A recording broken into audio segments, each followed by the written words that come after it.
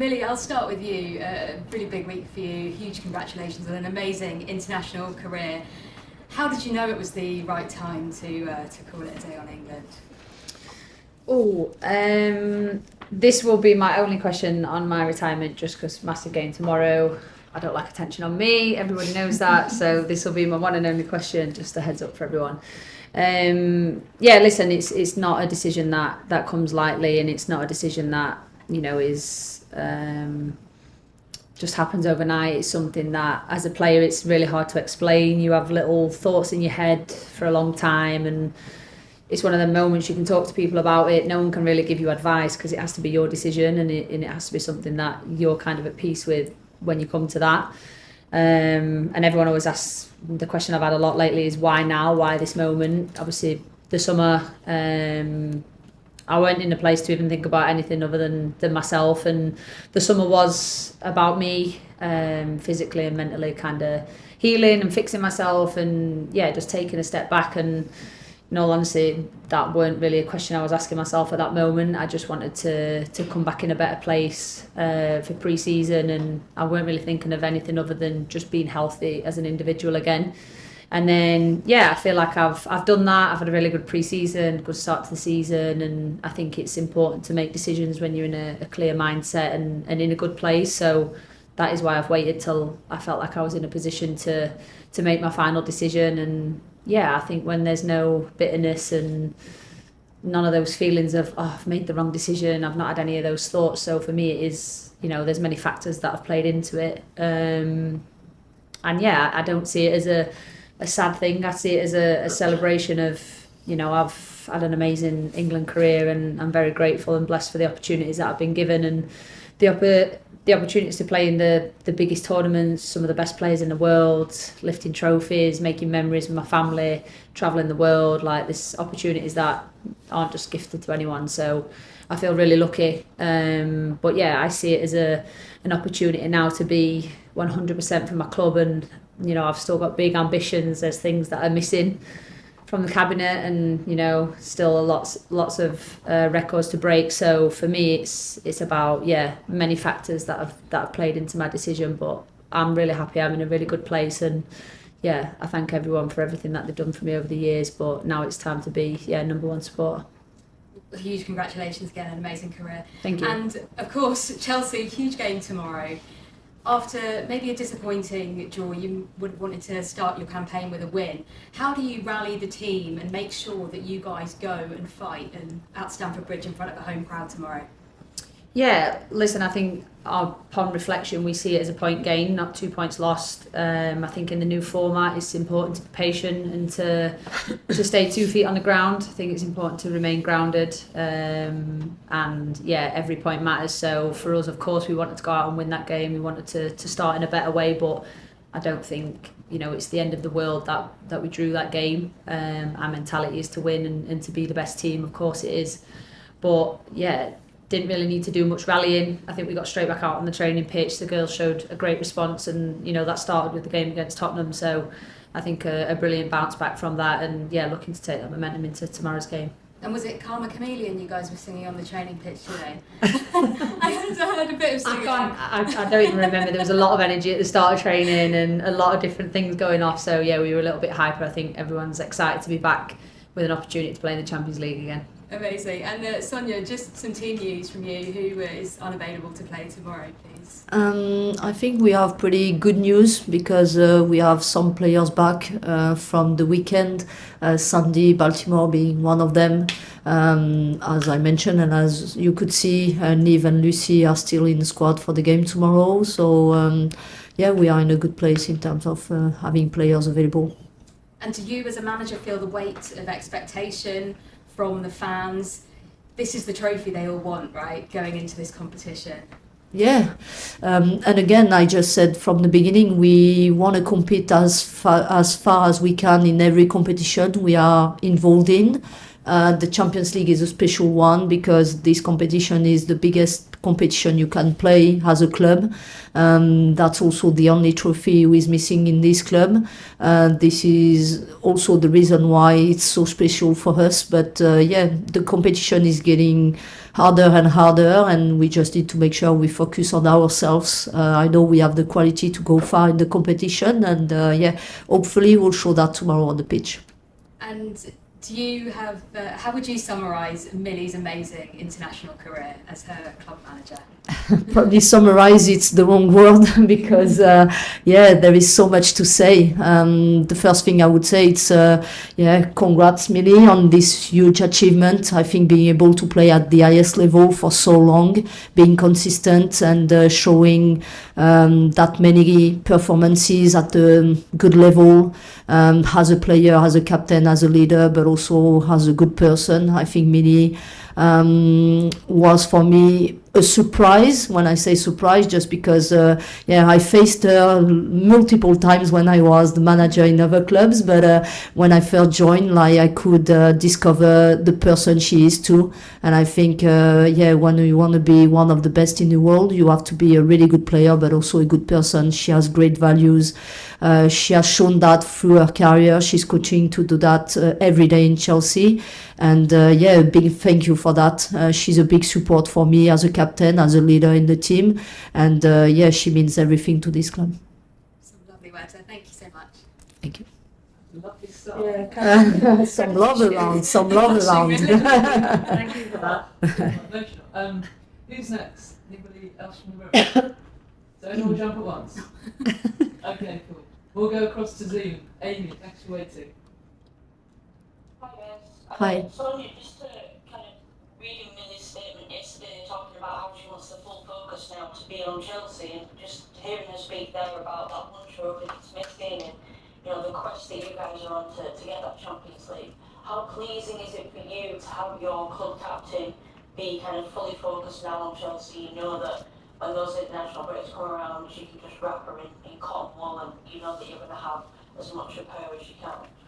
Yeah, that's crucial. Having a player like Millie who will be now 100% focused for the club, for all the trophies we are competing for. I think, as I said, really, really important. I know she's a player who is always on the pitch first thinking about the team. She will always give 100% and even more to the team. And I think she just leads by example. And having this type of leader, this type of captain in the team is the best thing you can have when you are a manager. So I'm grateful for that. And I know she will bring all the good energy to the teammates, to the players on the pitch to make sure we achieve the best season possible. Millie, you mentioned there that the point in 20 was a good point, but I sense that there will be frustration that you wanted to get all three. Can you channel that going into tomorrow and kind of be like, look, okay, last week was a good point, but now we really want to start here on the home side of the Champions League with a win? Yeah, definitely, and saying it's a good point is not us saying we didn't want to win that game and our ambitions are not to be better. But I think with the layout of the new format, it's not to, you can't get too low in the lows and too high in the highs. You have to stay level-headed. So I think it's more having that mentality of, okay, it weren't what we wanted it to be, but it's still a point gained, it's a point on the board. And like I said, the bounce back started with the game against Tottenham and, keeping that momentum going into tomorrow's game. But going to be a challenge. Every game is a challenge in football, especially with the level that it's at now, and especially in the Champions League. Like Sonia said, it's even harder to win every single game. But we're in a really good place. We've got the right mentality and the right attitude, and now it's about delivering. I just want to ask you about the shape of this season, which you're playing a little bit more three at the back. You've got kind of new members of that defensive cast alongside you. Obviously, Billy Berman coming in as well. How have you found that kind of switching between the two formations? I know you've got experience in both, but just especially being the captain and often at the centre of that defence, how have you found that, and how do you feel the team is adapting to kind of bringing that unpredictability this season? Yeah, I think it's something we've done over the years, but I think it's something that every team has in its locker. I think at this level you have to be adaptable, you have to be able to play in different ways. yeah, to be honest, I just love playing football and love playing and being with my teammates, regardless of what shape we're in. But I think, yeah, both offer very different things, and yeah, it kind of depends what we're coming up against. But I think it's another string to our bow, and I think it's good to have. And yeah, it takes a little bit of adapting to start with, new connections and stuff, but everyone's willing to learn in this environment, and I think that's the most important thing. And you've got to be adaptable, like I said. You've got to find different ways to beat the opposition, and yeah, sometimes a change in shape is required, but like I said, it's good to be able to do both. Perfect. Thank you. Good luck, Tom. Thank you. Thank you. Thanks, Amy. We've got time for a couple more. We'll come to you next, Dan. Thank you. Hi, both.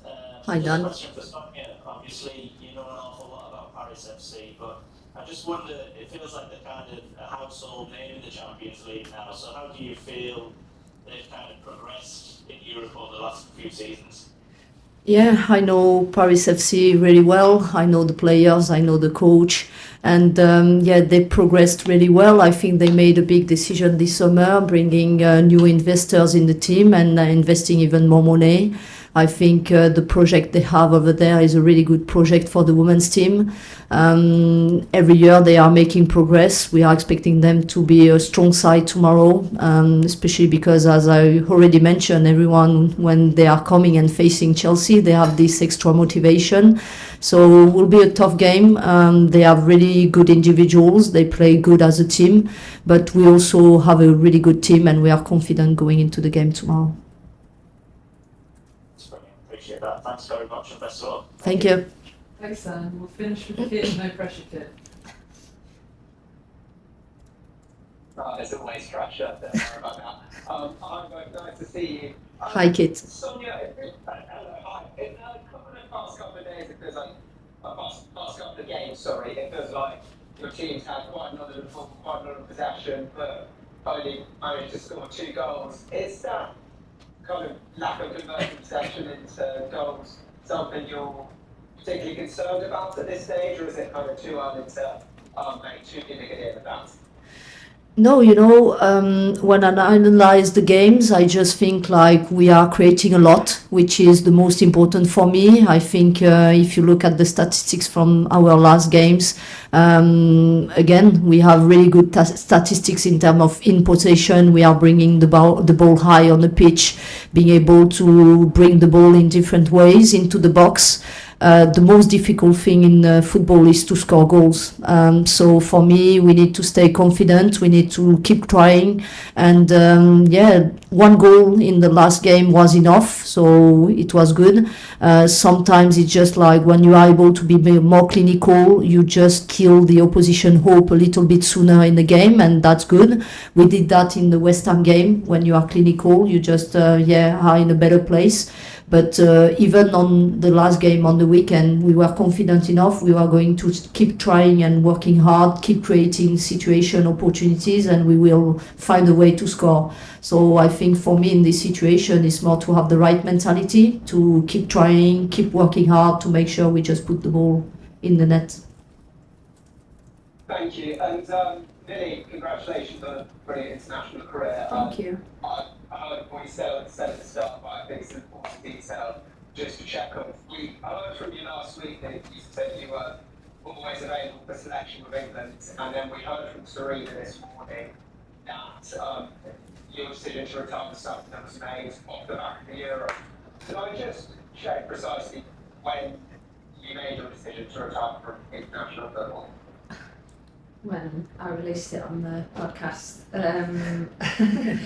Listen, it's always something that's in your thoughts, but my final decision, I think that's personal to me, if I'm honest. I think that's something that I'm allowed to keep just for me. But yeah, it's like I said, there weren't one precise moment. I think it's just when I felt like the time was right. And yeah, that's then when I had the discussions with Serena, I had the discussion with Sonia, and the people around me. But yeah, I don't think there was one precise moment where I woke up and I thought, today's the day, I'm going to call it. I think the thoughts are always there depending on that individual. Everyone's different. And then obviously there's things that need sorting, the announcement and stuff like that. And I decided to announce it on the podcast. It felt like more of a me thing to do than just putting out a statement. It felt more, I don't know, heartfelt. I felt like I could speak to the fans better, and it could be a little bit more understood. Sometimes when things are written down, you don't always gauge properly how that person has written those. So yeah, the podcast felt the best way for me to announce it, where I could say exactly what I wanted to, and hopefully people could hear in the way I was explaining it that it was the best thing for me, and I think that's the most important thing in this situation.